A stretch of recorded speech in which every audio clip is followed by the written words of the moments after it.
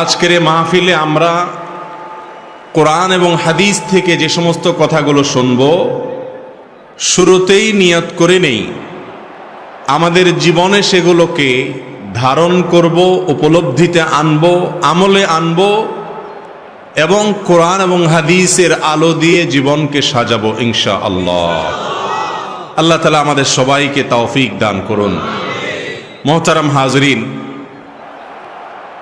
আমি কোরআনে কারীমের সূরা আনআমের 120 নম্বর আয়াত তেলাওয়াত করেছি। এই আয়াতকে সামনে রেখে কিছু কথা আরজ করব। ওয়ামা তাওফীক ইল্লা বিল্লাহ। আল্লাহ রাব্বুল আলামিন কোরআনে হাকীমের সূরা আনআমের 120 নম্বর আয়াতে ইরশাদ করেছেন, ওয়াযারু যাহিরাল ইসমি ওয়া বাতিনাহ।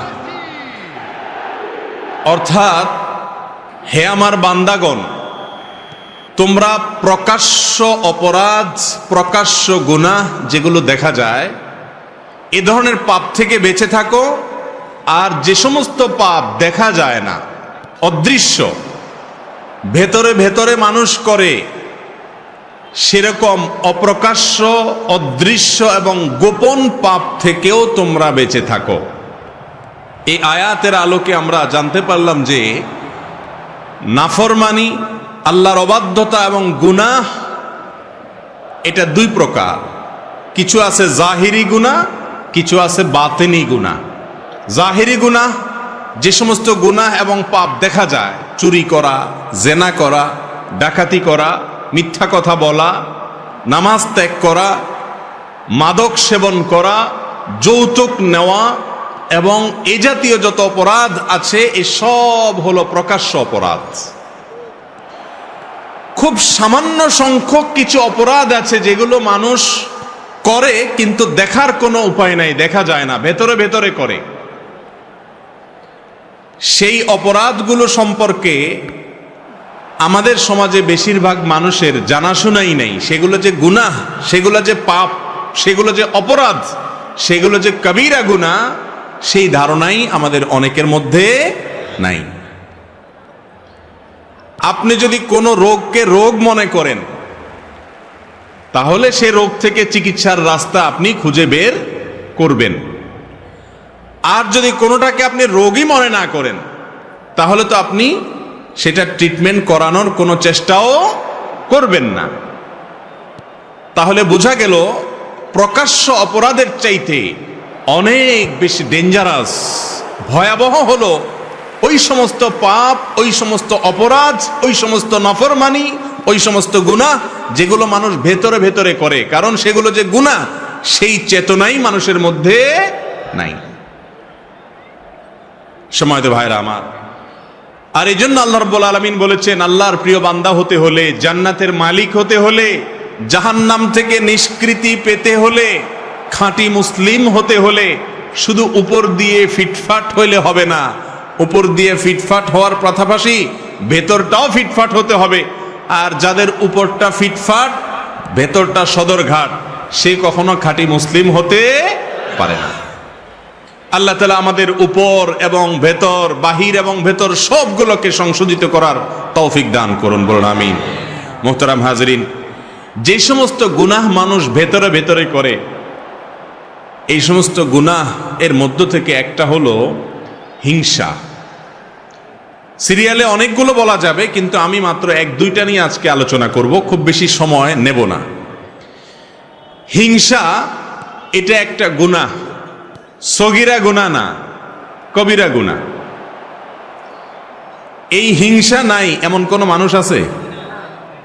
কঠিন। কারোর মধ্যে মাত্রা বেশি, কারোর মধ্যে কম, কিন্তু কম বেশ হিংসা সবার ভেতরে থাকে। ইল্লা মার রাহিমা রাব্বি, আল্লাহর কিছু খাঁটি বান্দা, তাদের কথা ব্যতিক্রম। যারা হাসাদ, কোরআনের ভাষায়, হাদিসের ভাষায় এটাকে বলা হয়েছে হাসাদ, বাংলায় বলি আমরা হিংসা।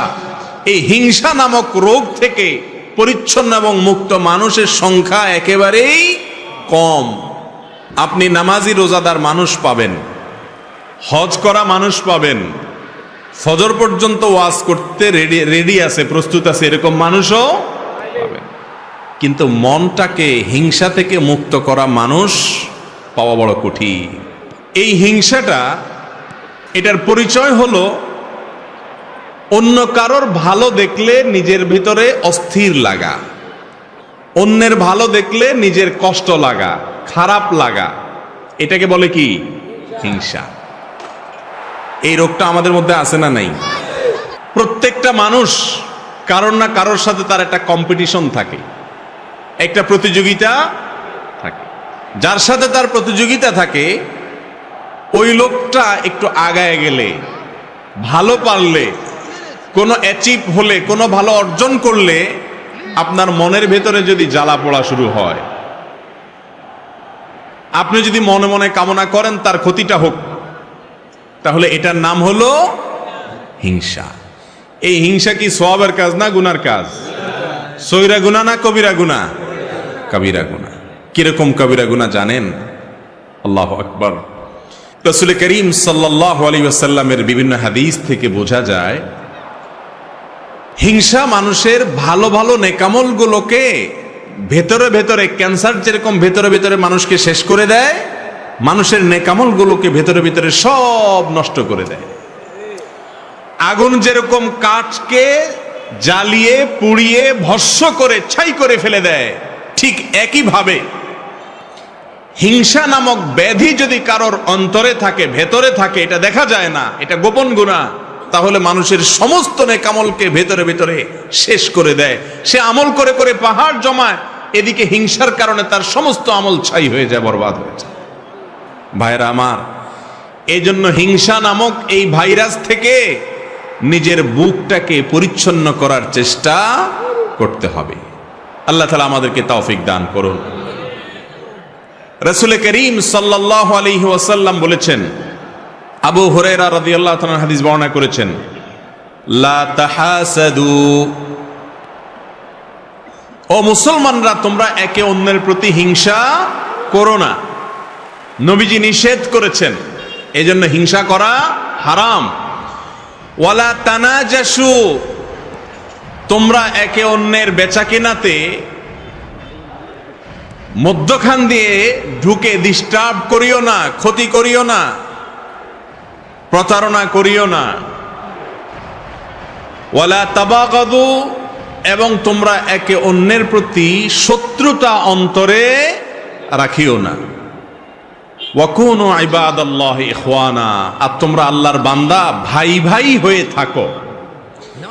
এখন কারোর সাথে আপনার শত্রুতা নাই এমন কোন মানুষ আছে? শত্রুতা যে অন্তরের ভেতরে রাখি আমরা, এটা তো দেখা যায় না। দেখা যায়? মুশকিল হলো, উপর দিয়ে আপনি হাসতেছেন, মুস্কি হাসি দিচ্ছেন, অথচ তলে তলে আপনি তার প্রতি আপনার শত্রুতা আছে, আপনার হিংসা আছে। এই রোগটা দেখা যায় না, হিংসাটা দেখা যায় না। এই জন্য এটা বাতিনি গুনাহ, ভেতরের গুনাহ। ভেতরের গুনাহ অনেক মারাত্মক, অনেক ডেঞ্জারাস। ক্যান্সার ভেতরে হয়, বাহিরে হয় না, এই জন্য সেটা অনেক বেশি ডেঞ্জারাস। প্রিয় ভাইরা আমার, হিংসার গুনাহ, এটা থেকে নিজেকে পবিত্র করা না গেলে যত নেকামল আপনি করেন, যত ভালো কাজ আপনি করেন, যত তেলাওয়াত জিকির আপনি করেন, আল্লাহ রাব্বুল আলামিনের কাছে ওই আমলের সওয়াব পাওয়ার আশা করা বড় কঠিন। জান্নাতি মানুষ, তাদের মার্কা কি জানেন? জান্নাতি মানুষদের একটা বড় মাপের মার্কা হলো তারা নিরীহ কিসিমের হবে। একবার রাসূল করিম সাল্লাল্লাহু আলাইহি ওয়াসাল্লাম সাহাবীদেরকে বললেন, তোমরা একটু অপেক্ষা করো, একটু পরে একটা লোককে দেখতে পাবে যে লোকটা জান্নাতি। এখন জান্নাতি নবী করিম সাল্লাল্লাহু আলাইহি ওয়াসাল্লাম রীতিমতো বলে দিচ্ছে নিশ্চয়তার সাথে যে একটু পর একটা লোক আসবে এখানে, তোমরা খেয়াল করো কে আসে, যে আসবে সেই লোকটা জান্নাতি। সাহাবা একরাম যারা জান্নাতের পাগল, এই কথা শুনে তারা তো সবাই অত্যন্ত সতর্কতার সাথে অপলক দৃষ্টিতে চেয়ে আছে কে আসে। দেখা গেল একজন লোক, যে লোকটাকে দেখে তারা ব্রু কুচকাতে লাগলেন, সবাই মনে করেছেন এটা বোধহয় আবু বকর, ওমর, ওসমান, আলী এরকম সিনিয়র কোন বড় সাহাবী, তারাও জান্নাতি সুসংবাদ প্রাপ্ত ইনশাআল্লাহ। তারা মনে করেছেন এরকম কোন প্রসিদ্ধ সাহাবী হয়তো আসবে, কিন্তু দেখা গেল এমন একজন লোক আসলেন যিনি অখ্যাত, কেউ তাকে তেমন বেশি চিনে না, গুরুত্ব দেয় না। নবী করিম সাল্লাল্লাহু আলাইহি সাল্লামের এই কথা শোনার পর সাহাবায়ে কেরাম চিন্তা করলেন, নবীজি যেহেতু বলেছেন লোকটা জান্নাতি, তার মুখ থেকে সুসংবাদ পাওয়া, অতএব গুলি মিস হলে এটা তো মিস হতে পারে না, এই লোকটা তো জান্নাতি অবশ্যই হবে। তাহলে কি এমন আছে তার ভেতরে যে সেই গুণের কারণে সে জান্নাতি? এই জন্য সাহাবায়ে কেরামদের একটা দল কয়েকজন মিলে ওই সাহাবীর বাসায় সিসি ক্যামেরা বসাইলেন। সিসি ক্যামেরা মানে আজকালকার যুগে সিসি ক্যামেরা না, মানে মনিটরিং বসাইলেন। তারা খবর নিতে শুরু করলেন যে এই লোকটা কি করে। ওনারা মনে করছেন এই লোক বোধহয় সারাদিন রোজা রাখে আর সারা রাত দাঁড়িয়ে নামাজ কালাম পড়ে, এই জন্য কি নামাজ পড়ে, কি দোয়া পড়ে রাত্রে, এটা জেনে তারাও জান্নাতি হবেন সে আশায় ওই সাহাবীর ব্যক্তিগত জীবনকে পর্যবেক্ষণ করা শুরু করলেন। বহু চেষ্টা করে কয়েক রাত পর্যন্ত তার বাড়ির আশেপাশে অবস্থান নিয়ে সাহাবীরা তেমন কিছু উদ্ঘাটন করতে পারলেন না। দেখলেন না, এশা পড়ে যায়, শুয়ে যায়, আবার ফজরের সময় মসজিদে আসে, হয়তো বড় জোর তাহাজ্জুদটা পড়ে, আর বাকি রাত্রে তো নাক ডাকে আমাদের মতো ঘুমায়। লোকটা জান্নাতি, নবীজির মুখ থেকে সংবাদ পেয়ে গেল, কাহিনীটা কি? ওনারা নিজেরা উদ্ধার করতে যখন ব্যর্থ হলেন, এবার ওই লোকটাকে ধরছেন সাহাবীরা, যায় বলছেন, ভাই তোমার সম্পর্কে নবীজি এরকম কথা বলেছেন, কি এমন আমল তুমি করো আমাদেরকে একটু বলে দাও ভাই। জান্নাত তো আল্লাহ তাআলার অনেক বড় জান্নাত, আমাদেরকেও আল্লাহ দিলে তোমার তো আর ক্ষতি হবে না। এই কথাটা সাহাবীরা বলেন নাই, এটা বুঝাতে চেয়েছেন এবং বলেছেন, ভাই বলে দাও কি আমল করো তুমি যে তোমার সম্পর্কে এত বড় সার্টিফিকেট রহমতুল্লিল আলামিন আল্লাহ রাসূল সাল্লাল্লাহু আলাইহি সাল্লাম স্বয়ং দিয়ে দিয়েছেন, কি করো তুমি বলো। লোকটা সাহাবীদের কথা শুনে, তিনিও সাহাবী, তিনি বললেন যে ভাই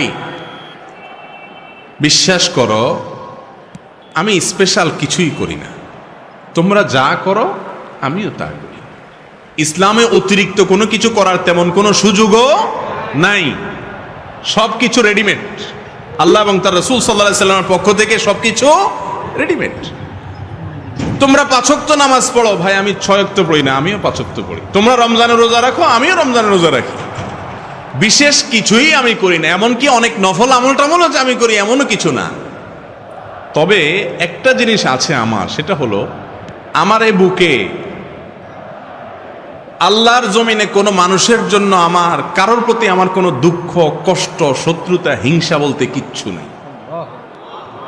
কেউ আমাকে যদি একটা গালিও দেয় তো আমি একেবারে ফ্রেশ মনে থাকে মাফ করে দিই। কেউ যদি আমার পেছনে শত্রুতাও করে আমি হাসি মুখে উড়াই দিয়া তার জন্য আমার অন্তরটাকে পরিষ্কার করে ফেলাই। কাউকে দেখে যদি আমার কষ্ট হয়, হিংসা হয়, আমি তার জন্য আরো বেশি করে দোয়া করি। এক কথা, আমার অন্তরটাকে আমি পরিচ্ছন্ন করছি। এই একটা আমল আছে স্পেশাল, হয়তো বা এই কারণে আল্লাহ তাআলা আমাকে মর্যাদা দিয়েছেন। ভাইরা আমার, কি বুঝতে পারলেন? জান্নাতি যে লোক হবে তার তসবিহ দানা হবে 1000, তাই না? তসবিহ দানা তো 100 আছে, 33টার আছে, আবার কিছু আছে অনেক বড় তসবিহ, দেখছেন নি? বাপখানা এমন যে কয়েক মাইল লম্বা হবে। তসবিহ সাইজ বড় হলে জান্নাতি হওয়ার গ্যারান্টি এমন কোনো কথা আছে না। দাড়ির সাইজ লম্বা হইলেও জান্নাতি হবে এমন কোনো গ্যারান্টিও, তাই বলে আবার দাড়ি না রাখা জান্নাতে যাওয়ার আশা করেন না। জান্নাতি লোকের জান্নাতে যাওয়ার সবচেয়ে সহজতম উপায়গুলোর মধ্যে থেকে একটা হলো নিজের কলবটাকে, অন্তরটাকে পরিষ্কার করে ফেলা। কাজটা কি সহজ না কঠিন? সহজ বলতেছেন? পাশের বাসার ছেলেটা এসএসসি পরীক্ষায় A+, গোল্ডেন A+ পাইছে, আপনারটা শুধু A পাইছে, A- পাইছে, কেমন লাগে তখন বলেন? মনে হয় যে আমারটা A- পাইছে বুঝলাম, ওইটা A পাইতো, গোল্ডেন A+ পাইছে, এই দুঃখ সহ্য করি কোত্থেকে? এরকম অবস্থা আমাদের মনে হয় কি হয় না? ভাইরা আমার, লেবাসে পোশাকে মুসলমানের অভাব নাই এদেশে। আমার মতো আপনার মতো এরকম লেবাস পোশাকে মুসলমানের সংখ্যা এদেশে আলহামদুলিল্লাহ কম। ভেতর থেকে মুসলমান এর সংখ্যা এই দেশে অনেক কম। মালিক আমাদের অন্তরগুলোকে আপনি পরিষ্কার করে দেন। একজন খাঁটি মুসলমান, একজন জান্নাতি মানুষের অন্তরে কারোর প্রতি শত্রুতা, বিদ্বেষ, হিংসা থাকতে পারে না।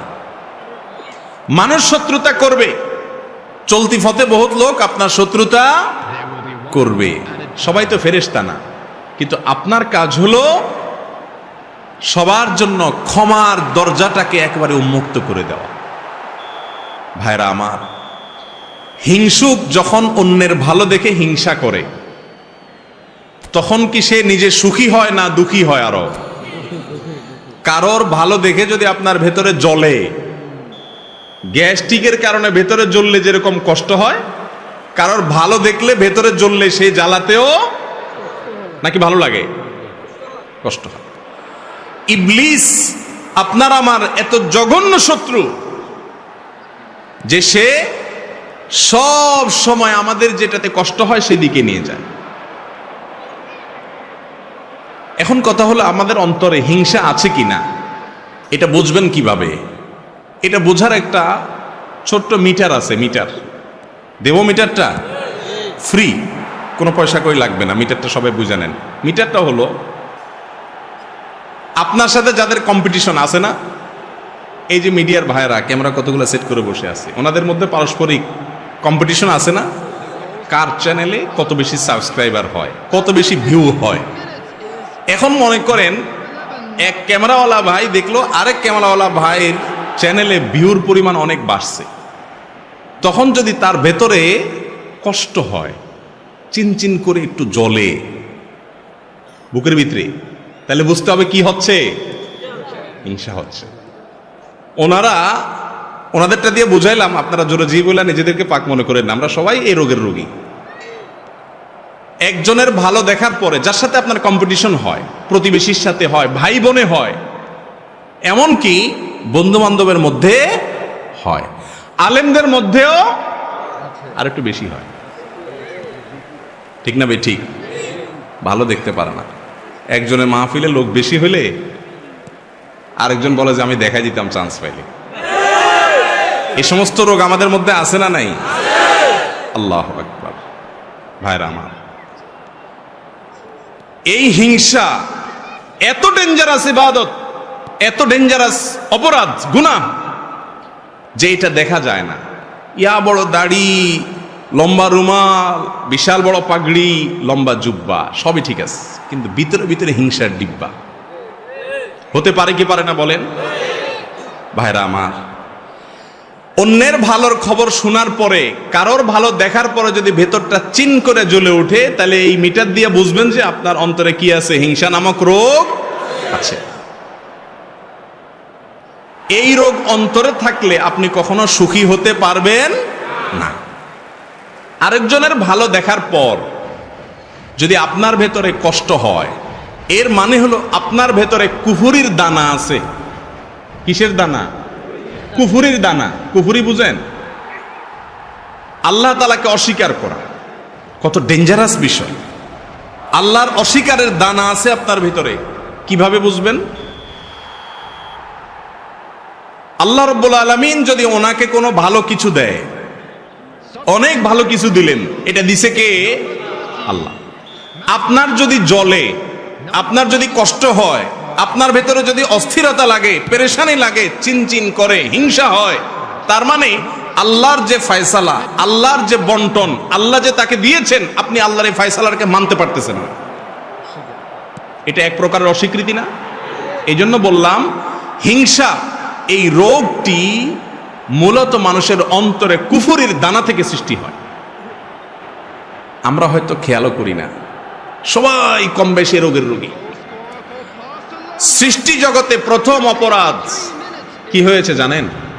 গোটা সৃষ্টি জগতে আল্লাহর প্রথম নাফরমানি কোনটা হয়েছে জানেন? কোন গুনাহটার সর্বপ্রথম হয়েছে বলতে পারেন কেউ? হিংসা দিয়ে যেহেতু আলোচনা করতেছি অতএব এটাই হবে, চালাক আছেন আপনারা। হ্যাঁ ভাই, আল্লাহ সৃষ্টি জগতে সর্বপ্রথম অপরাধ সেটা হলো এই হিংসা। মিস্টার ইবলিস যখন আল্লাহ তাআলা তাকে সিজদা করার নির্দেশ করলেন আদমকে, তার ভেতরে কি হয়েছে? হিংসা হয়েছে। খলাকতানি মিন নার ওয়া খলাকতাহু মিন তিন, তাকে মাটি থেকে তৈরি করছেন আল্লাহ, তাকে আমি সিজদা করব, এত মর্যাদা মাটির। হিংসা হয়েছে। এই হিংসার পরবর্তী গুনাহটা হয়েছে তাকাব্বুর, অহংকার। সেখান থেকে হয়েছে কুফরি। হিংসার মতো অপরাধ যেটাকে আমরা অপরাধ মনেই করি না, জেনাকে অপরাধ মনে করি, চুরিকে অপরাধ মনে করি, মাদককে অপরাধ মনে করি, নামাজ ছাড়াকে অপরাধ মনে করি, বেপরদাকে অপরাধ মনে করি, গালিগালাজকে অপরাধ মনে করি, মানুষ হত্যাকে অপরাধ মনে করি, কারণ এগুলো সব দৃশ্যমান। কিন্তু হিংসা নামক অপরাধ, যে অপরাধ ছোট কোনো অপরাধ নয়, আমল বিনাশী অপরাধ, সেটাকে আমরা অপরাধ মনে করি না। ভাইরা আমার, আজ থেকে আপনার বুকে নিজে হাত দিয়ে চিন্তা করবেন, কল্পনা করবেন, ভাববেন কারোর ভালো দেখলে আপনার জ্বলে কিনা। পারবেন না ইনশাআল্লাহ? যে যদি দেখেন যে হ্যাঁ কারোর ভালো দেখলে আপনার ভেতরে জ্বলে, তাহলে বুঝতে হবে আপনার ভেতরে হিংসা আছে, এটাকে নোট করে ফেলবেন। নোট করার পর প্রতিজ্ঞা করবেন যে এই হিংসা আমি দূর করব। দূর করা ভেরি ইজি। রোগ ধরাটা হলো মূল। আপনি যদি ধরতে পারেন যে আপনার অন্তরে অমুকের প্রতি হিংসা আছে, ওনার প্রতি হিংসা আছে, এটা যদি আপনি ধরতে পারেন, তাহলে ইনশাআল্লাহ ট্রিটমেন্ট ভেরি ইজি। আমি ট্রিটমেন্ট বলতেছি একেবারে সহজ, কিন্তু আগে আপনাকে খুঁজে বের করতে হবে কার প্রতি আমার হিংসা হয়। খুঁজে বের করার পর দ্বিতীয় কাজ হলো চিন্তা করবেন, আমি যদি হিংসা করি তাহলে কেমন যেন আমি আল্লাহর ফয়সালাকে অস্বীকার করলাম। ঠিক না? ঠিক বলেন। আল্লাহ তাআলা পাশের বাসার আমার প্রতিবেশীর ছেলেকে মেয়েকে ভালো রেজাল্ট দিয়েছেন, এই দানটা তো আল্লাহর, তো আমার আল্লাহ দিয়েছেন, আমার যদি কষ্ট লাগে তার মানে আল্লাহর বন্টনটাকে আমি মানলাম না। ডেঞ্জারাস ব্যাপার, কুফরি। এটা মানুষকে আস্তে আস্তে ওই ইবলিসকে যেরকম কাফের বানিয়ে দিয়েছে, আস্তে আস্তে মানুষকে কুফরি পর্যন্ত নিয়ে যায়। এই কথার যখন চিন্তা করবেন তখন ইনশাআল্লাহ নিজের ভেতরে হিংসা দূর হওয়ার প্রাথমিক পদক্ষেপ চলে আসবে, যে এটা তো আল্লাহর বন্টন, আমি হিংসা করে কি লাভ হবে? হিংসুক হিংসা করে পৃথিবীর কারোর কোনো ক্ষতি করতে পারে না। বরং আপনি কি করবেন, ওই মালিকের সাথে কথা বলা শুরু করবেন। বলবেন, মালিক তুমি তাকে দিয়েছ, তোমার ভান্ডারে তো কোনো কমতি নেই, তাকে দিয়েছ তার জন্য আমার কোনো কষ্ট নাই, আরো দাও, কিন্তু আমাকেও দাও সাথে মালিক। ব্যাস, এটার নাম হলো গিবতা, বাংলা বলে ঈর্ষা। এটা খারাপ না, এটা জায়েজ আছে। কারোর ভালো দেখছেন, দেখার পরে বললেন যে আল্লাহ তাকে আপনি দিয়েছেন, এটা নিয়ে আমার আপত্তি নেই মালিক, আপনি সিদ্ধান্ত নিয়েছেন দেওয়ার, অতএব নিশ্চয়ই এর ভেতরে কল্যাণ আছে, আপনার ফয়সালার প্রতি আমার কোনো অভিযোগ নাই মালিক, তাকে দিয়েছেন আরো দেন, আমাকেও দেন। হলো কি? ঈর্ষা। এই ঈর্ষাটা হিংসার মতো নিন্দনীয় বা খারাপ না। যদি আপনার মনের ভেতরে কারোর প্রতি হিংসা হয়, আল্লাহর কসম করে বলতেছি, পরীক্ষা করে দেখেন, নিজের ভেতরে অ্যাপ্লাই করে দেখেন, প্রয়োগ করে দেখেন। যদি আপনি হিংসার রোগ ধরতে পারেন যে অমুকের উন্নতিতে আমার ভেতরে জ্বালা পড়া শুরু হয়েছে, এরপরে আল্লাহর সাথে যদি কথা বলেন, আল্লাহ ওনাকে দিয়েছেন ভালো কথা, আমি আপনার নাখান্দা গোলাম, আমার হয়তো উপযুক্ততা নাই, তার হয়তো কোনো গোপন ভালো আমলের কারণে তাকে দিয়েছেন, আল্লাহ আমাকেও দেন। এভাবে যদি আল্লাহর সাথে কথা বলেন, দেখবেন যে হিংসা অর্ধেক মন থেকে এমনি দূর হয়ে গেছে। এরপরে দ্বিতীয় যে কাজটা করবেন তা হলো, তারপরেও যদি দেখেন না চিনচিন করে জলে, এবার অ্যান্টিবায়োটিক দিবেন। অ্যান্টিবায়োটিক কি জানেন? অ্যান্টিবায়োটিক হলো নিজের প্রতি নিজের সংগ্রাম। এবার এটাকে বলে আত্মসংগ্রাম। নিজের বিরুদ্ধে নিজে যুদ্ধ করতে হবে। এখন এবার আপনাকে অ্যান্টিবায়োটিকে যেতে হবে, অপারেশনও বলতে পারেন। সেটা হলো এবার নিজের নফসকে বলবেন, নফস আমার আল্লাহ তাকে দিয়েছে, তোমার কাছে কষ্ট লাগে, তুমি হিংসুক, ছোট লোক, অতএব এটার শাস্তি হলো তুমি আল্লাহর কাছে মনে না চাইলে হুদামিসা দোয়া করো, এমনি দোয়া করো, আত্মলি বলো আল্লাহ ওনাকে যা দিয়েছেন আল্লাহ ওনাকে আরো দেন, আরো দেন। আল্লাহ আল্লাহ আপনার শুকর, আপনি তাকে দিয়েছেন, তার ছেলেকে এ প্লাস দিয়েছেন, আল্লাহ আরো দেন। আল্লাহ ওনার ব্যবসায় অল্প দিনে এত লাভ করছে, আল্লাহ ডবল করে দেন। মনে চাবে না, কিন্তু মনের বিরুদ্ধে মুখে আল্লাহর কাছে কি করবেন? এটা বললে আপনার ভেতরকার যে প্রবৃত্তি, আত্মা, নফস, এই নফস রুসওয়া হবে, বেইজ্জত হবে, লাঞ্ছিত হবে, এবং ইনশাআল্লাহ হিংসা থেকে সে আস্তে আস্তে সরে আসবে। শয়তান তখন বলবে ছেড়ে দেমা কেন্দেবাসি, কারণ এই লোক উল্টা বরং যার প্রতি হিংসা হয় তার জন্য দোয়া করা ধরছে। তার জন্য যদি দোয়া করা ধরে, শয়তান চিন্তা করবে যে এই লোক তো উল্টা বরং আরো তার অন্তরটাকে প্রশস্ত করতেছে। ইমানদারের মন কখনো সংকীর্ণ হতে পারে না, কিন্তু আজ আমাদের মনগুলা সব ছোট, ঠিক না ভাই? ঠিক। মুমিন বড় মনের হতে হবে। কিসের হতে হবে? বড় মনের হতে হবে। আল্লাহ তাআলা আমাদেরকে তৌফিক দান করুন। ভাইরা আমার, হিংসা নামক এই রোগ, এটা থেকে মুক্তির জন্য আমাদের প্রাণপণ লড়াই চালাতে হবে নিজের বিরুদ্ধে, কারণ গুপ্ত ঘাতক হিংসা। এটা কি? গুপ্ত ঘাতক। ধূমপান, এটাকে বলা হয় গুপ্ত ঘাতক। মাদক গুপ্ত ঘাতক, তামাক গুপ্ত ঘাতক, ভেতরে ভেতরে মানুষকে শেষ করে দেয়। ক্যান্সার গুপ্ত ঘাতক। ঠিক তেমনি ভাবে একজন ইমানদারের জন্য, তার আমলের জন্য, তার ইমানের জন্য গুপ্ত ঘাতক হলো হাসাদ বা হিংসা।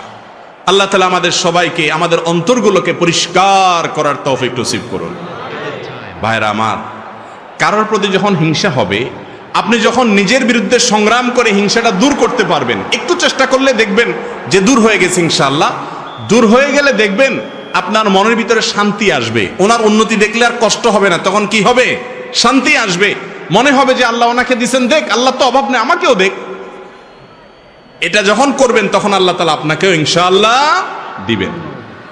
আর যদি হিংসা করেন, তাহলে ওনাকে আল্লাহ দিছে, আল্লাহ হিংসুককে কোনোদিন দেয় না।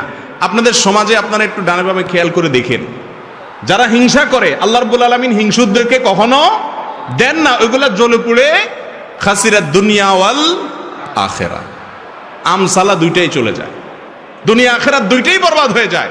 হিংসা করে কোনো লাভও হয় না, আর ভেতর ভেতরে জ্বলে জ্বলে আরো শেষ হয়। ঠিক না বে? ঠিক। হিংসা করলে কি মনে শান্তি লাগে? কথা বলেন। কারোর প্রতি হিংসা হলে কি নিজের মনে শান্তি লাগে? মনে অস্থিরতা লাগে না? অতএব কারোর প্রতি হিংসা করবেন না আপনার নিজের স্বার্থে। কার স্বার্থে? কারণ হিংসা ছাড়লে আপনার আরাম হবে, আর হিংসা করলে আপনার ব্যারাম হবে, কষ্ট হবে, দুঃখ বাড়বে, জ্বালা শুরু হবে, হার্ট অ্যাটাকও করতে পারেন। ঠিক না বে? ঠিক। আল্লাহ তাআলা আমাদের সবাইকে অন্তরের এই গুনাহ এবং অপরাধ থেকে বেঁচে থাকার তৌফিক দান করুন। নাম্বার 2, অনিয়ন্ত্রিত ক্রোধ, সীমাহীন রাগ আমাদের মধ্যে আছে না নাই? বদমেজাজি, এগুলোকে আমরা গুনাহ মনে করি না, কিন্তু বরং অনেক সময় এগুলোকে আমরা খুব গর্ব করে বলি। আরে উল্টাপাল্টা দেখলে আমার চান্দি গরম হয়ে যায়, বলে না? ফুটানি মেরা রোগী রোগ ধরতেই পারে নাই, উল্টা বরং রোগ নিয়ে গর্ব করতেছে। এর নাম হলো মূর্খ। বদমেজাজ, হটমেজাজ, কথায় কথায় রাগ নিয়ন্ত্রণের বাইরে চলে যায়, আবার গর্ব করে ফুটানি মেরে বলে কি, আমি উল্টাপাল্টা কিছু দেখলে আমার মাথা ঠিক থাকে না, আমি একদম সহ্য করতে পারি না। এই টাইপের কথা যারা বেশি বলে, এদের দেখে নিজের অপকর্মগুলো খুব ঠান্ডা মাথায় সে সহ্য করে দেয়। আরেকজনেরটা দেখলে তার চান্দি কি হয়ে যায়? গরম হয়ে যায়। রোগী, এর নাম হলো কি? রোগী। নামাজ পড়ে, রোজা রাখে, দাড়ি টুপি আছে, জুব্বা পাগড়ি আছে, পাঞ্জাবি আছে, সবকিছু আছে, কিন্তু তার চরিত্র হলো সে বদমেজাজ। এ কখনো ভালো মুসলমান হতে, এটাও একটা রোগ, এটাও একটা রোগ। এই রোগটা ভেতরে থাকে, কিন্তু এটা সিমটম বাহিরে বাইর হয়ে যায়। রাগ হইলে প্রকাশ হয় না, প্রকাশ হয় বাহিরে, কিন্তু রোগের ঠিকানা কোথায়? ভেতরে, অন্তরে, বাতিনি গুনাহ। আল্লাহ রাব্বুল আলামিন কোরআনে কারীমে বলেছেন, ওয়াল কাযিমিনাল গায়যা ওয়াল আফিনা আনিন নাস, ওয়াল্লাহু ইউহিব্বুল মুহসিনিন।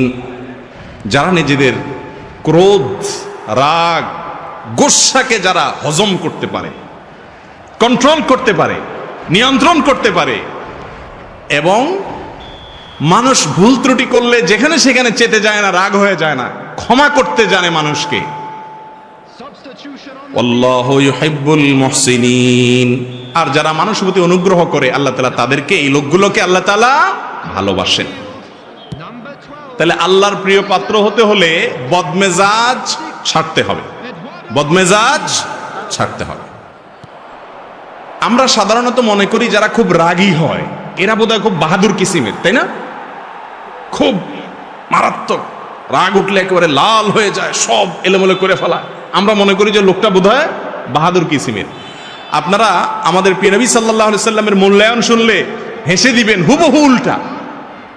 সাহাবীরা একবার কোথাও দেখলেন যে দুজন কুস্তি লাগছে, একজন খুব পলোয়ান কিসিমের, সে বারবার তার প্রতিপক্ষকে একেবারে চিৎপটাং করে কাট করে ফেলে দিচ্ছে, তার সাথে পারে উঠতেছে না কোনোভাবে। তখন সাহাবীরা বলেছে মাশাআল্লাহ, শাদীদ, খুব শক্তিশালী লোকটা। নবী করিম সাল্লাল্লাহু আলাইহি সাল্লাম তখন সাহাবীদেরকে বলেছেন যে আরে না, তোমরা এই লোকটাকে খুব শক্তিশালী মনে করছো, আসো আমি দেখাই এর চেয়ে শক্তিশালী লোককে। তখন নবী সাল্লাল্লাহু আলাইহি সাল্লাম বলেছেন আলা আদুল্লুকুম মান হুয়া আশাদ্দু মিনহু, এই লোকের চাইতে আরো শক্তিশালী মানুষের কথা বলবো না তোমাদেরকে আমি, দেখবা? সাহাবে ওই রাসূল অবশ্যই দেখান কে সেই লোক যে এর চাইতে বড় ফলোয়ার আছে আমাদের এই মদিনা শহরে, কে সে? তখন নবী করিম সাল্লাল্লাহু আলাইহি সাল্লাম বলেছেন রজুলুন যালামাহু রাজুলুন, এক ব্যক্তি তার প্রতি কেউ জুলুম করেছে। রিকশাওয়ালা আপনার গায়ের উপরে রিকশাটা লাগাই দিছে অসতর্ক হয়ে, একজন সাধারণ মানুষ আপনার পাও দিয়া পায়ের উপরে পাড়া দিস, আপনাকে কষ্ট দিছে, জুলুম করছে। আপনি চাইলে কষায়ানি একটা দিয়ে দাঁতগুলা সব ফালে দিতে পারেন, এই ক্ষমতা আপনার আছে। কিন্তু ফাকাজামা গায়জাহ, চান্দি গরম হয়ে গেছে, এরপরেও সে ওই মালিক দেখছেন, সব মালিক সব দেখছেন, সেই কথা মাথায় রেখে ঢোক গিলার মতো করে রাগটাকে গিলে ফেলে দিয়েছে, দিয়ে মুস্কি হেসে দিয়েছে, ওই লোকটাকে মাফ করে দিয়েছে। এই ব্যক্তি সম্পর্কে নবীজি বলেছেন ফাগালাবাহু ওয়াগালাবা শায়তানা, সে নিজের রাগের উপরে জয়ী হয়ে গেছে, শয়তান চাচ্ছে তাকে এখানে হারায় দিতে, জাহান্নামের দিকে নিতে, সে শয়তানকে হারায় দিছে, হেসে দিছে, রাগকে কন্ট্রোল করতে পারছে। এই লোক হলো আসল বীর, আসল বাহাদুর।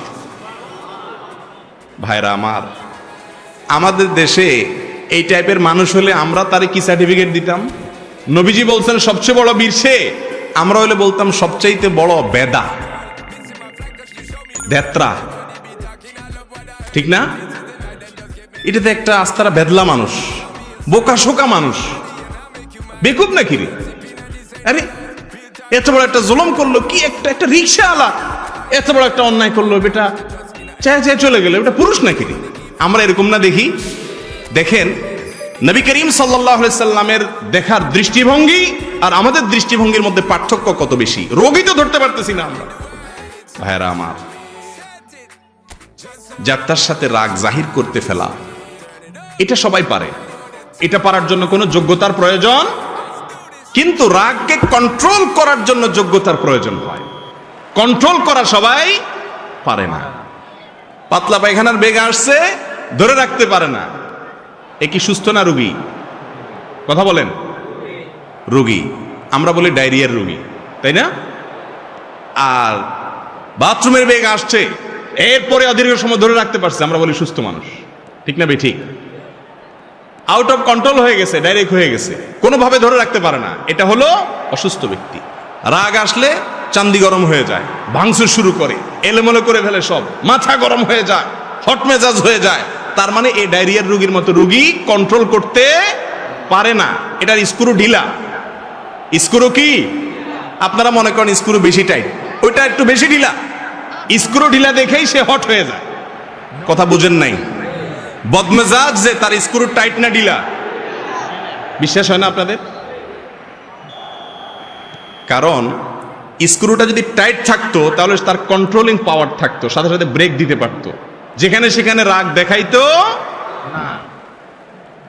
ভাইরা আমার, এই রোগটা আজকাল অনেক বেশি।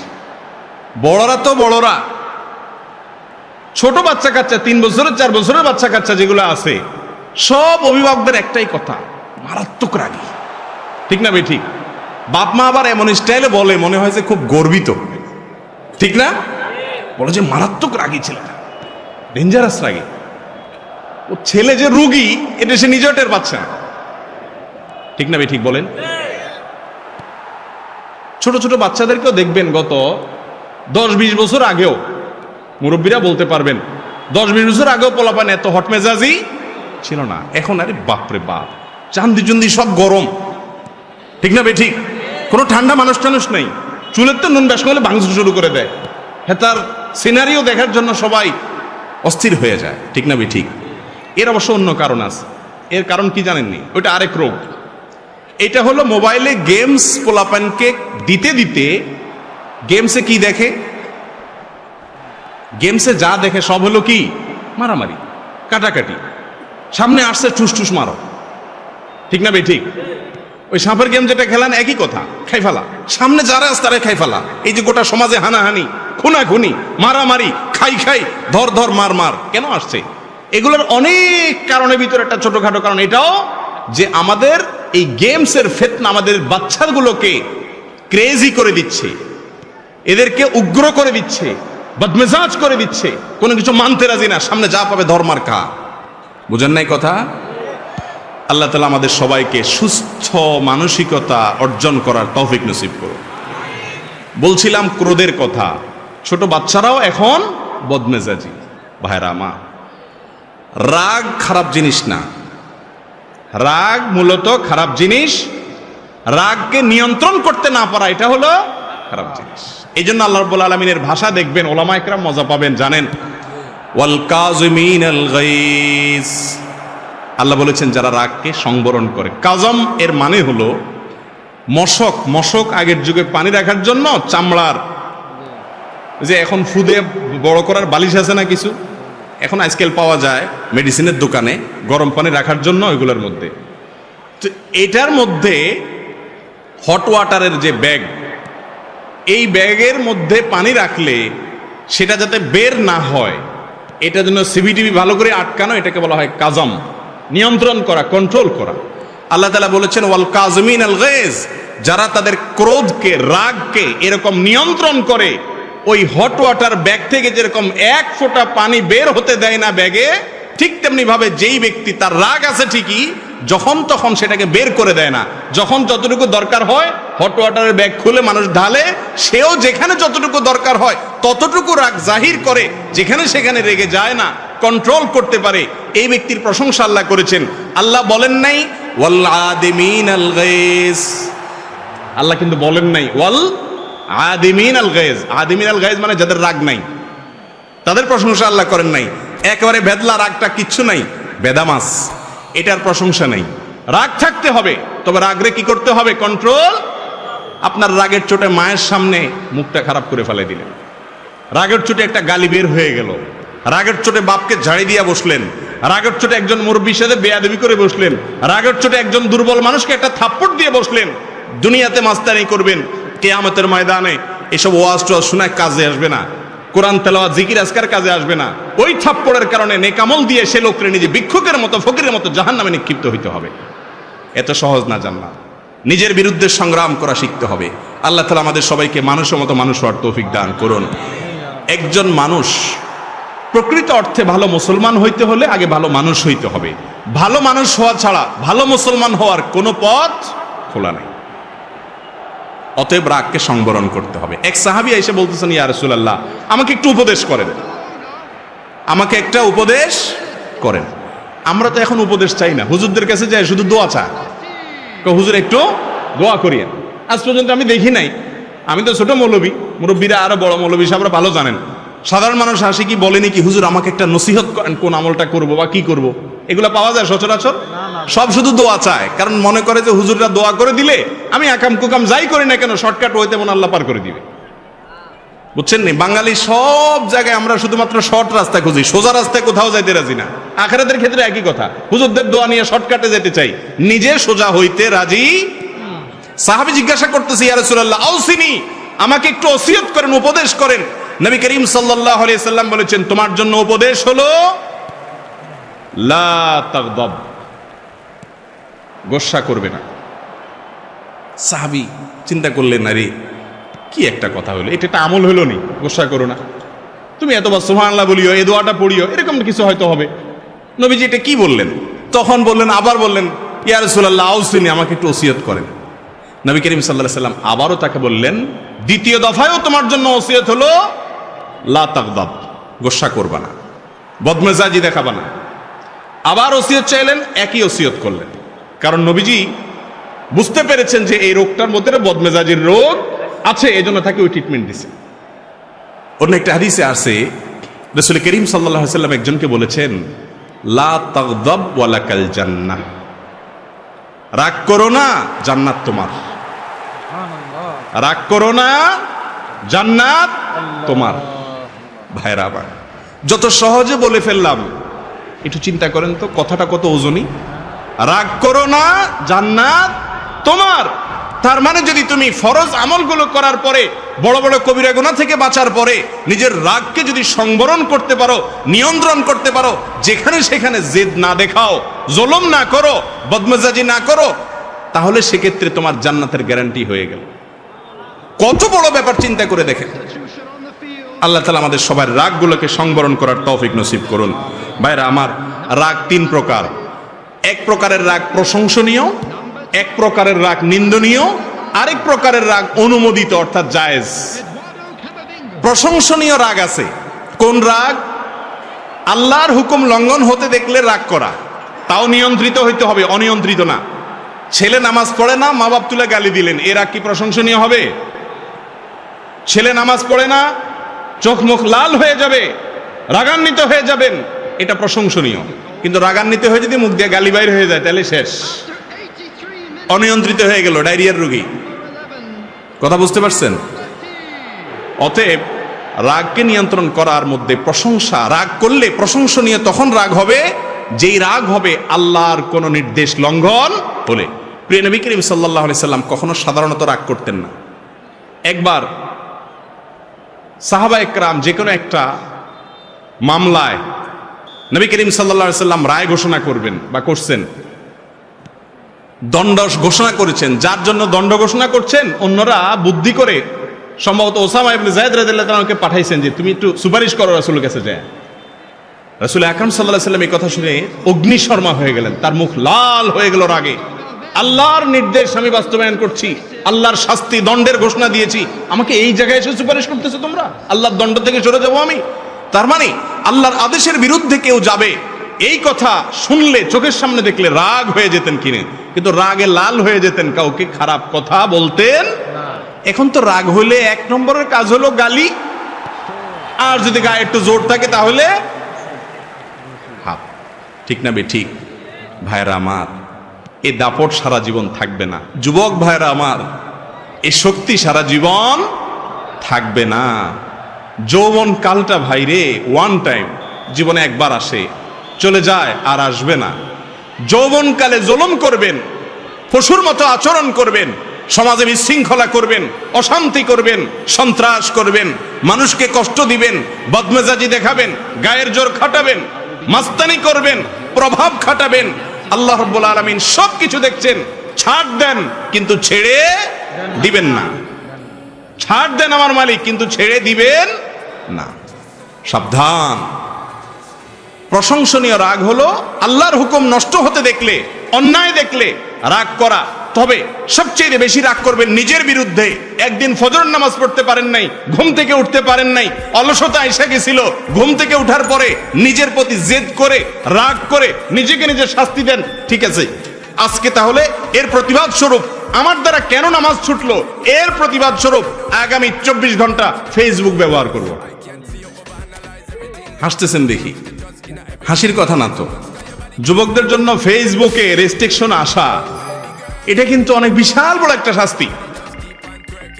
এটা বিশাল বড় একটা শাস্তি। ওই যে আমেরিকার প্রেসিডেন্ট ট্রাম্পের ফেসবুক সব বন্ধ করে দিছে না কত ঘন্টার জন্য?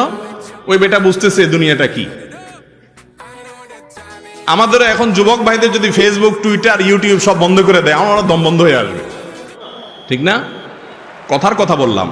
নিজের বিরুদ্ধে আমার দ্বারা করে অন্যায় হয়ে গেছে, একজন মানুষ রিকশাওয়ালার সাথে দুর্ব্যবহার করছেন, আসছেন, যখন মাথাটা ঠান্ডা হয়েছে তখন সাথে সাথে নিজের বিরুদ্ধে নিজে এবার সংগ্রামে নামেন, যুদ্ধে নামেন, খুঁজে বের করেন সে রিকশাওয়ালাকে, যাদের সামনে থাপ্পড় দিয়েছেন, দুর্ব্যবহার করেছেন, তাদের সামনে যদি রিকশাওয়ালার পাও ধরে মাপ চেয়ে ফেলতে পারেন, ভাইরে কিয়ামতের ময়দানে বেইজ্জত হওয়ার চাইতে, আমল খোয়ানোর চাইতে তোমার কাছে এখনই মাপ চাই, মাফ করে দাও, মাথা গরম হয়ে গেছিল, মাফ করে দাও, এটা যদি করতে পারেন তাহলে আপনি হলেন বীর, আপনি হলেন বাহাদুর। মানুষ আপনাকে বলতে পারে আপনি ভেদা, কিন্তু আল্লাহর খাতায় এটা হলো সবচেয়ে বড় বীরত্বের পরিচয়। আল্লাহ তাআলা আমাদের সবাইকে মানুষ হওয়ার তৌফিক দান করুন। আমরা মানুষ রূপী, চেহারা দেখতে মানুষের মতো, কিন্তু কারোর মধ্যে বাঘের গুণ, থাবা দাও পাইলে চান্স, কারোর মধ্যে সাপের গুণ, ভেতরে ভেতরে দংশন করো, কারোর ভেতরে হিংস্র বিভিন্ন জীবজন্তুর গুণ আমাদের ভিতরে আছে, কারোর ভিতরে কুকুরের মতো লোভের গুণ আছে, এক এক পশুর গুণ নিয়ে চলতেছি, কিন্তু চেহারা সব মানুষের মতো, ঠিক না বে ঠিক? আল্লাহ তাআলা আমাদের ভিতরে মনুষ্যত্ব যেন আছে, এটা ভেতরে আসার জিনিস, সেই তৌফিক আল্লাহ তাআলা আমাদেরকে দান করুন। ভাইরা আমার, তাহলে রাগ প্রশংসনীয় হবে। নিজের বিরুদ্ধে রাগ করেন, অন্যের বিরুদ্ধে রাগ করবেন, নিয়ন্ত্রিত রাগ। যদি আল্লাহর কোনো বিধান লঙ্ঘন হয়, অন্যায় কোনো কিছু দেখেন, অসামাজিক কাজ দেখেন, চান্দি গরম হবে, কিন্তু গরম হয়ে উল্টাপাল্টা কিছু করবেন না, কন্ট্রোলে রাখবেন। এই রাগ ইনশাআল্লাহ প্রশংসনীয়, এর কারণে আল্লাহর কাছে সওয়াব পাবেন। আরেক প্রকারের রাগ আছে নিন্দনীয়। সেটা কোনটা? গোষ্ঠীর জন্য রাগ, দলের জন্য রাগ, ব্যক্তিগত কারণে রাগ, দুনিয়ার কারণে, মোহের কারণে রাগ, আছে না নাই? কথার কথা, আপনার গ্রুপের লোক, বিভিন্ন গ্রুপিং আছে না আমাদের মধ্যে, আপনার গ্রুপের লোক তার উপরে কেউ জুলুম করছে বা কিছু একটা হয়েছে, ভেজাল লাগছে, আপনার চান্দি গরম হয়ে গেছে, হ্যাঁ আমার লোকের বলছে, এ রাগ হলো নিন্দনীয় রাগ, এটা হলো নাজায়েজ রাগ। এটা আল্লাহর জন্য না, এটা নফসের জন্য, প্রবৃত্তির জন্য, দলের জন্য, গ্রুপের জন্য, দুনিয়ার জন্য, এ রাগ নিন্দনীয়। নিন্দনীয় রাগের তালিকার মধ্যে যে রাগ অনিয়ন্ত্রিত, যে রাগে কোনো নিয়ন্ত্রণ নাই, চাঁদনি গরম হয়ে গেছে, আউট অফ কন্ট্রোল হয়ে গেছে, মাথা ঠান্ডা হওয়ার পরে বুঝলেন হ্যাঁ হ্যাঁ সর্বনাশ, বউরে 1 তালাক 2 তালাক 3 তালাক 4000 তালাক, তোর তালাক তো 14 গোষ্ঠী সহ তালাক দিয়ে দিলেন। মাথা যখন ঠান্ডা হয়ে গেল, মৌলভী সাহেবের কাছে গেছেন, হুজুর ভুল হয়ে গেছে। হুজুর বলছে শেষ তো। এবার বলেন হুজুর কি কন, কোনো রাস্তা নাই? চুগুড়াগাড়া আমার মসজিদে একদিন এক যুবক আসছে জুমার পর, ফুটফুটে সুন্দর, তালাক দিয়ে আসছে বউরে। মাসালা জিজ্ঞেস, আমি বললাম শেষ, আর তো সুযোগ নেই। হুজুর কোনো রাস্তা নেই? কোনো রাস্তা নেই। ওই মহিলাকে খুব যদি বেশি ভালোবেসে থাকেন, একটা ভালো ছেলে দেখে, উপযুক্ত পাত্র দেখে বিয়ে দিয়ে দেন, আর আপনি নিজের জন্য চরকায় তেল দেন, আরেকটা বিয়ে করেন। তালাক মারবেন 2টার জায়গায় 3টা। আমার এক হুজুর ছিলেন খুলনাতে, হুজুরের কাছে তালাকের মাসালা জিজ্ঞাসা করতে আসলে ওনার গদির নিচে একটা ব্যাট থাকতো। সরকারি অফিসার আসছে না কোনো ব্যবসায়ী আসছে, এসব দেখা দেখি নাই, চোখ বন্ধ করে আগে উড়াদুড়া মায়ের তালাকের মাসালা পরে দমসে আগে মায়ের দিয়া হুজুর হাঁফায় উঠলে এরপর ব্যাটটা থেকে ক, এবার ক মাসালা। এটা কামাজ পাস না, যেখানে সেখানে আকাম কুকাম করে যায়, বউর উপরে সব রাগ জাড়স। কিছু বেহায়া নির্লজ্জ পুরুষ আছে এই সমাজে, এই নির্লজ্জ পুরুষরা কিছু না হইলে বউর উপরে 1 তালাকা দেয় না, একসাথে শত শত হাজার হাজার তালাক না। ওমর রাদিয়াল্লাহু তাআলা বেঁচে থাকলে এগুলোর ধইরা শুধু বেত্রাঘাত না, এগুলোর ঝুলাইয়া বাঁধায় পিটাইত। এগুলো সব কিন্তু বদমেজাজ থেকে হয়। কোত্থেকে হয়? রাগ যদি কন্ট্রোল করা শিখে, তাহলে এই সমস্ত আপত্তিকর বা অনভিপ্রেত কিছু ঘটবে না। অতএব রাগরে কন্ট্রোল করবেন তো ইনশাআল্লাহ। জায়েজ রাগ হলো দুনিয়ার কারণে রাগ করলেন, ছেলে একটা জিনিস নষ্ট করে ফেলছে, একজনে কিছু করে উল্টাপাল্টা করে ফেলছে, দেখছেন রাগ করছেন, কিন্তু রাগটা নিয়ন্ত্রণে আছে, সীমা ছাড়াই নাই, মুখ খারাপ করেন নাই, জুলুম করেন নাই, এই রাগটা হলো জায়েজ রাগ। এবার আসেন পরিশেষে যেটি বলতে চাই তা হলো রাগ নিয়ন্ত্রণ করবেন কিভাবে, ঔষধ কি? এতক্ষণ তো রোগের কথা বললাম, এবার আসেন ওষুধের কথা বলে শেষ করি। ওষুধ হলো, 1 নম্বরের ওষুধ হলো, রাগ যখন উঠবে আউযু বিল্লাহি মিনাশ শাইতানির রাজিম পড়বেন। কি পড়বেন? আউযু বিল্লাহি মিনাশ শাইতানির রাজিম। সাথে সাথে দেখবেন রাগের মিটার 99 ডিগ্রি থেকে একেবারে ধাপ করে দেখবেন জিরোতে চলে আসছে। এক ব্যক্তি নবী করিম সাল্লাল্লাহু আলাইহি সাল্লামের যুগে খুব জিদ দেখাচ্ছে, উনি দূর থেকে দেখতে পাচ্ছেন চান্দি টান্দি গরম করে ফেলছে, চিল্লাচিল্লি করতেছে, খুব সিন ক্রিয়েট করতেছে, রাগ উঠে গেছে মাথা। নবী করিম সাল্লাল্লাহু আলাইহি সাল্লাম দূর থেকে ওই লোককে শুনায়া শুনায়া বলতেছেন, আমি একটি কালিমা জানি, ইন্নী লা আ'লামু কালিমাতান, আমি একটি বাক্য জানি, যেই বাক্যটা এই লোকটার এখন চান্দি গরম আছে, সে যদি পড়ে তাহলে তার রাগের মিটার ধপ করে নেমে যাবে, সে শান্ত হয়ে যাবে। সে বাক্যটা কি? নবীজি দূর থেকে তাকে শুনায় শুনায় বললেন, আউযু বিল্লাহি মিনাশ শাইতানির রাজীম, অর্থাৎ আল্লাহ আপনার কাছে আমি আশ্রয় চাই শয়তান থেকে, যে শয়তান আমারে খেপায় দিচ্ছে, খোঁচাচ্ছে, আমার বদমেজাজ উঠাই দিছে শয়তান, তার কাছ থেকে মালিক আপনার কাছে পানা চাই। হাদিসে আসছে ওই সাহাবী দূর থেকে শুনছেন, তো উনি শুনে সাথে সাথে পড়ছেন, ওনার রাগও সাথে সাথে ঠান্ডা হয়ে গেছে। নবীজির কৌশল দেখেন, উনি তো ওই লোককে কাছে যায় বলতে পারতে, এই মিয়া বদমেজাজি দেখাইতেছো, শুনো আমল শিখাই দিই, পড়লে থেমে যাবে, আওয়াজ অনুসারে দিন পড়ো। রাগের মাথা যদি তার সামনে যে এরকম কথা বলতো, এই লোক বেয়াদবি করে বেঈমান হওয়ার ভয় ছিল কি ছিল না? আমরা হলে তো এরকমই করতাম। নবীজির কৌশল দেখেন, যারা দাওয়াতের কাজ করবে, ইসলামের কথা মানুষকে বলবে, তারা অনেক বেশি কৌশল জানতে হবে, সুন্দর উপায়ে বলতে হবে, উপস্থাপনটা ভালোভাবে হইতে হবে। এই জন্য নবী করিম সাল্লাল্লাহু আলাইহি সাল্লাম তাকে শুনায়া শুনায়া দূর থেকে বললেন, আমি একটা বাক্য জানি, এটা বললে রাগ কমে যায়, যাতে করে তার কান পর্যন্ত কথাটাও পৌঁছাইলো আর সে জিদ দেখানোর সুযোগও পেল না। দেখছেন নবীজির হিকমত? এমনি এমনি গোটা পৃথিবী 23 বছরে পরিবর্তন করে ফেলার নাই, আল্লাহ তাআলা তাকে কি দিয়েছেন? হিকমা দিয়েছে। ভাইরা আমার, তো এই জন্য রাগ আসলে রাগকে নিয়ন্ত্রণ করার জন্য, রাগ কমানোর জন্য কয়েকটা আমলের কথা বলবো। এক নম্বরের আমল হলো কি? আউযু বিল্লাহি মিনাশ শাইতানির রাজিম পড়া। কোরআন থেকে দলিল নেন এটার সপক্ষে। আল্লাহ রাব্বুল আলামিন বলেছেন, ইম্মা ইয়ানজাগান্নাকা মিনাশ শাইতানি নাযগুন ফাস্তাইজ বিল্লাহি মিনাশ শাইতানির রাজিম। শয়তান যদি তোমাদেরকে খোঁচা দেয়, রাগটা শয়তান থেকে আসে, তখন তোমরা আউযু বিল্লাহি মিনাশ শাইতানির রাজিম পাঠ করবা। একটা ওষুধ হয়ে গেল। নাম্বার 2, অবস্থার পরিবর্তন করা। দাঁড়ানো অবস্থায় যদি রাগ আসে, হাদিসে আসছে কি করে যান? বসে যান। বসা অবস্থা রাগ আসছে, শুয়ে যান। খেয়াল করে দেখেন, দাঁড়ানো অবস্থায় রাগ আসলে যদি ওই রাগী লোকটাকে ধরে টরে একটু কোনো রকম 3-4 জন মিলে বসাই দিতে পারেন, দেখবেন চান্দি অর্ধেক ঠান্ডা হয়ে গেছে। আর যদি সুন্দর করে ক্যাচ করে শোয়াই দিতে পারেন, তো দেখবেন পুরাই শেষ। আবার সাবধানে থাকেন, বেশি জোরাজোরি করতে গেলে মারধর খাইতে পারেন। পরে আমার দোষ দিয়ে না যে আপনার আমল অনুযায়ী করতে গিয়ে উল্টা মার খেয়েছি।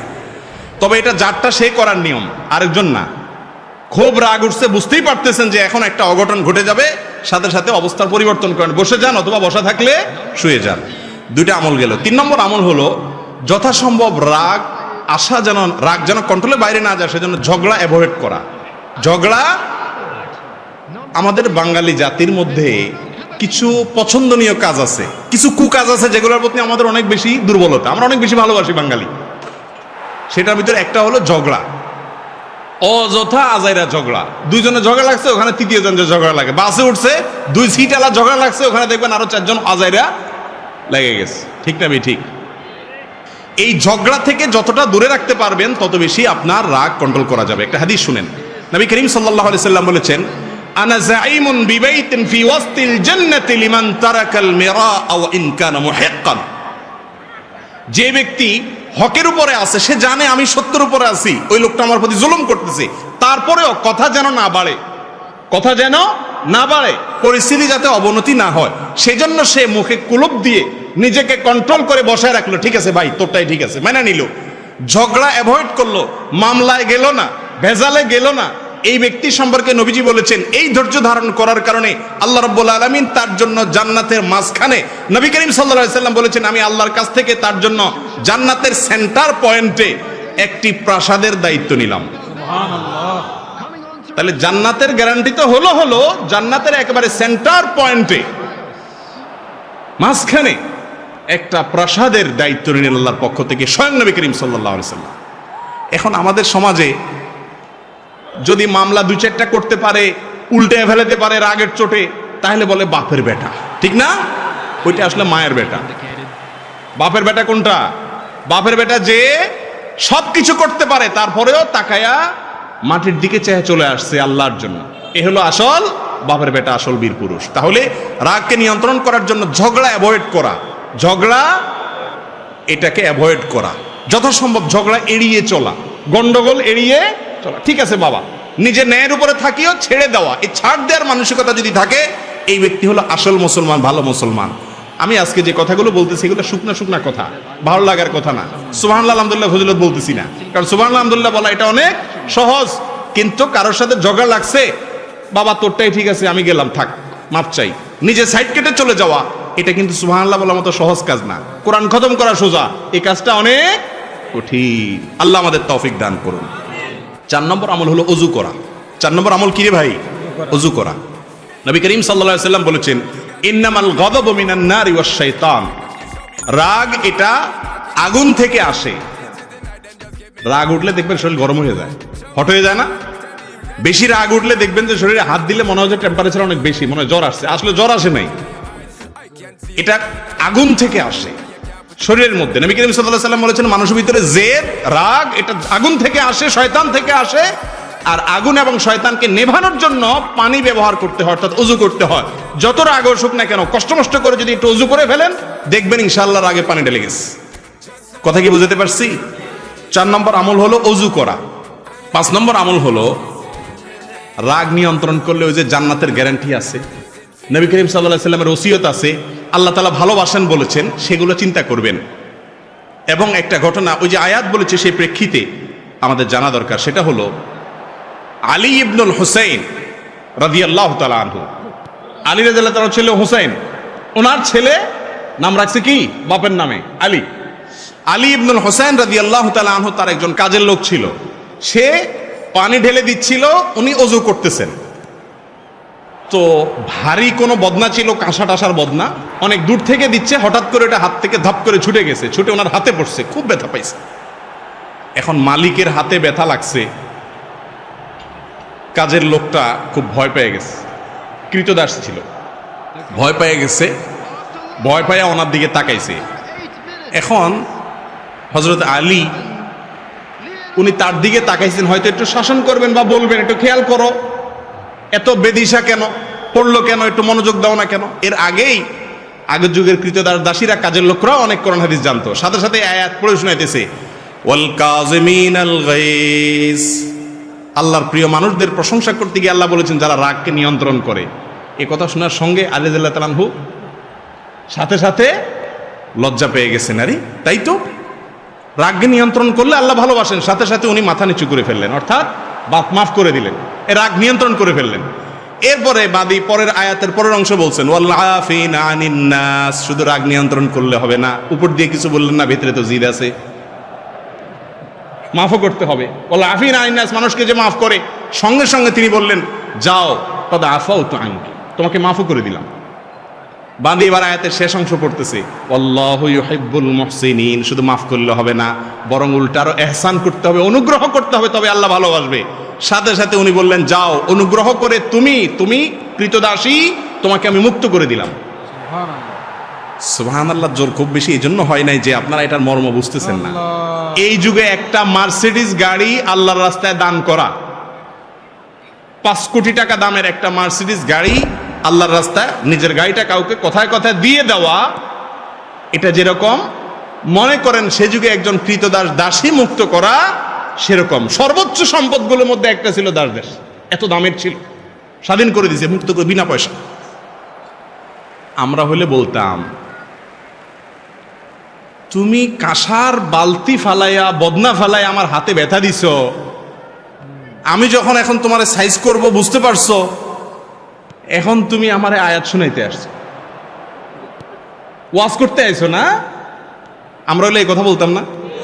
দেখেন, ওনারা এতটা আখিরাতের জন্য পাগল ছিলেন, আল্লাহর কালাম শুনেছেন, আল্লাহর নির্দেশ শুনেছেন, কে বলেছে, কি জন্য বলেছে, এসব দেখা দেখি নেই। সাথে সাথে আমান্না সাল্লামনা, সামিআনা ওয়া আতানা, শুনলাম আর সাথে সাথে আনুগত্য করলাম, সারেন্ডার করলাম, মানলাম, আল্লাহ বলেছেন, আর কোনো কথা নাই।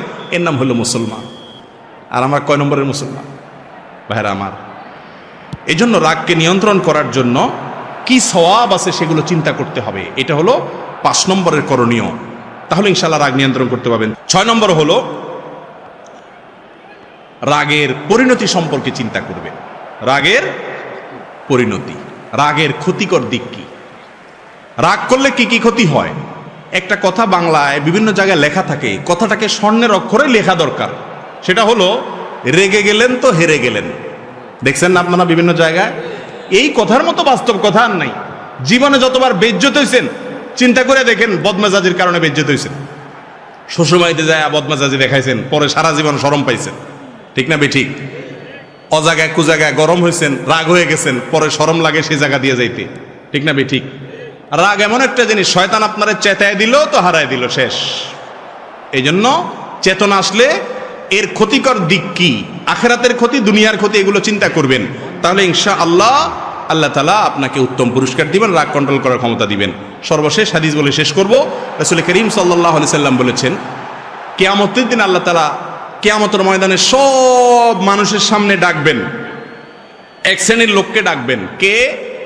যারা দুনিয়াতে জিদ দেখাইতে পারতো কিন্তু দেখাই নাই, হজম করছে। ইউদআ কাযিমাল গাইজ আলা রুউসিল খালাইক ইয়াউমাল কিয়ামা আও কামা ক্বালা আলাইহিস সালাতু ওয়াস সালাম। কিয়ামতের দিন সমস্ত মানুষের সামনে রাগ নিয়ন্ত্রণকারী মানুষদেরকে ডাকা হবে। যারা নিজেদের রাগকে বিভিন্ন সময় নিয়ন্ত্রণ করতে পারছো, বীরত্ব দেখাইতে পারছো, আসো। আল্লাহ তাআলা নিজের হাতে তাদেরকে বিশেষভাবে পুরস্কৃত করবেন।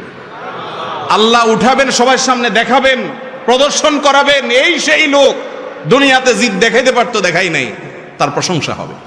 আল্লাহ তাআলা আমাকে, আপনাকে, আমাদের সবাইকে আমাদের রাগগুলোকে সংবরণ করার, কন্ট্রোল করার, নিয়ন্ত্রণ করার তৌফিক দান করুন। ছোট বাচ্চারা যদি রাগ করে, এই আমলগুলো তো তাদেরকে বলতে পারবেন না, তাহলে কি করবেন? একটা পলিসি, একটা আমল শিখেন, রুকিয়া, একটা ঝাড়ফুঁক শিখেন। পানি, খাবার যাই দিবেন বদমেজাজ বাচ্চাদেরকে, আউযু বিল্লাহি মিনাশ শাইতানির রাজিম 7 বার পড়ে ফু দিবেন, দিয়ে খাওয়াইবেন, পারলে ছিটাবেন। ইনশাআল্লাহ দেখবেন ওর বদমেজাজি আস্তে আস্তে কমবে। এছাড়া আরো কিছু পলিসি আছে। রাগ হলে সাথে সাথে তার কাঙ্ক্ষিত জিনিসটা দিয়ে দেন, এটা ভুল। কোনো বাচ্চা সে যখন দেখে চেতলেই তো পাওয়া যায়, তখন তার চেতনটা নিয়মিত হইতে থাকে। তাকে বুঝতে দিতে হবে যে চান্দু, চেতলেই সব সময় তোমাকে দেওয়া হবে না। ঠান্ডা হও, মাপ চাও, লাইনে আসো, তারপরে পাবা। এভাবে এক্সারসাইজ করলে আস্তে আস্তে ইনশাআল্লাহ রাগ সংবরণ সেও করবে। আল্লাহ রাব্বুল আলামিন আমাদেরকে, আমাদের পরিবারকে, আমাদের সমাজকে শান্তিপূর্ণ সমাজ হিসেবে গড়ে তোলার তৌফিক দান করুন। আমরা যেন ভেতরকার অপরাধ, পাপ, বাতিনি গুনাহ, এগুলো একটা একটা করে ছেড়ে আমাদের ভেতরটাকে পরিষ্কার করে খাঁটি মুসলমান যেন হতে পারে, সেই তৌফিক দান করুন। ভেতরের গুনাহের সিরিয়াল অনেক বেশি, 2টা গুনার কথা শুধু আজকে বললাম। আল্লাহ তাআলা তৌফিক দিলে অন্য কোনো সময় অন্য গুনাহগুলো নিয়ে কথা বলবো। হাদা ওয়া উসাল্লি ওয়া উসাল্লিমু আলা নবিয়িনা মুহাম্মদ ওয়া জাযাকুমুল্লাহু খায়রা। নিয়মিত ইউটিউব ভিডিও দেখতে সাবস্ক্রাইব করুন। নতুন নতুন ভিডিও পেতে ঘন্টা বাটনটি চাপুন।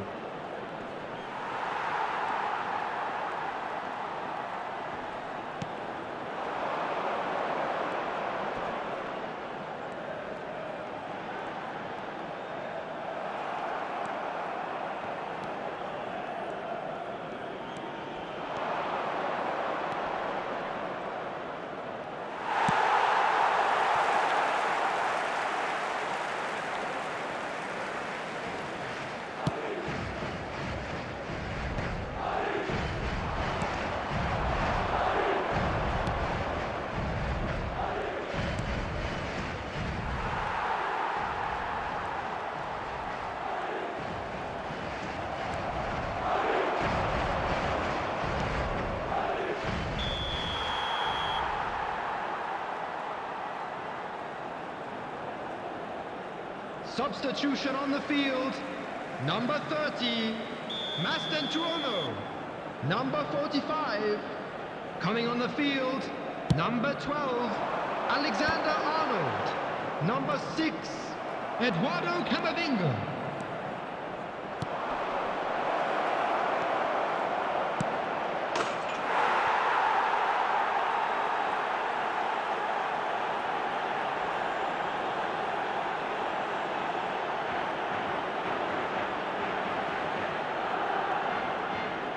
The goal scorer for Barcelona after 83 minutes is number 11, Lionel Messi.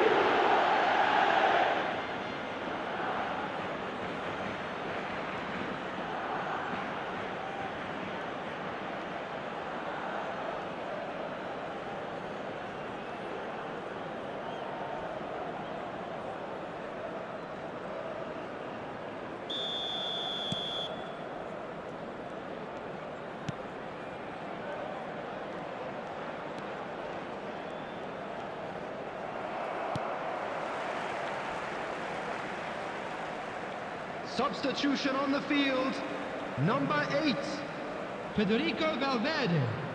Coming on to replace him is number 19, Dani Ceballos.